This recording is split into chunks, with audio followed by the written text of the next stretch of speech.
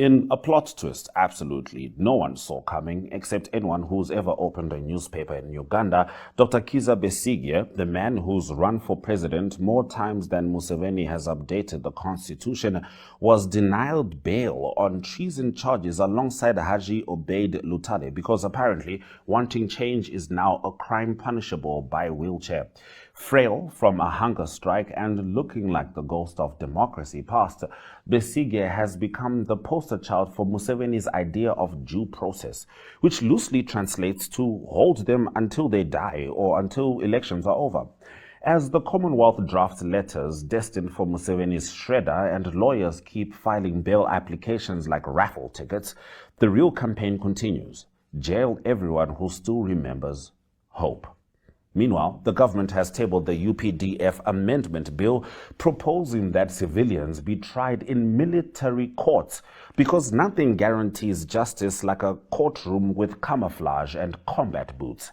Cooked up at State House during a cozy NRM caucus, the bill has legal experts panicking and activists waving red flags, while Museveni likely grins at the thought of turning military courtrooms into the new civil service.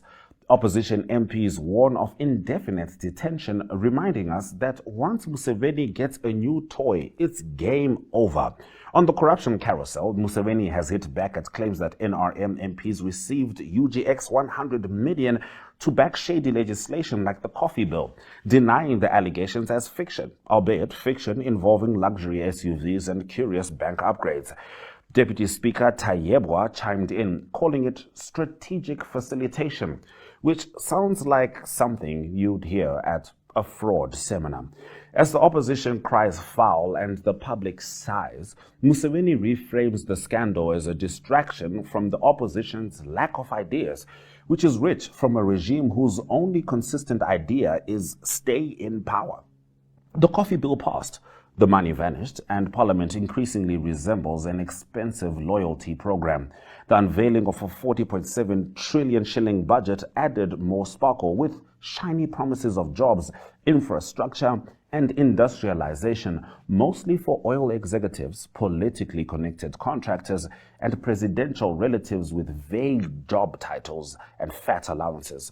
With the 4.8 trillion shilling supplementary bill casually tacked on, 77% of the population under 30 still waiting for opportunity, critics say the budget is blind to corruption and unemployment. The government says they just lack vision. And as Uganda warms up for another election season, the government has rebooted one of its favorite traditions, silencing journalists.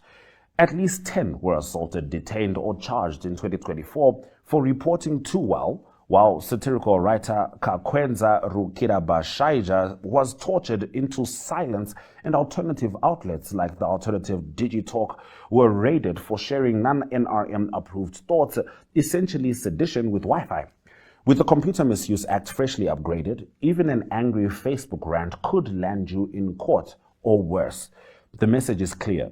Speak softly or not at all, especially near a ballot box.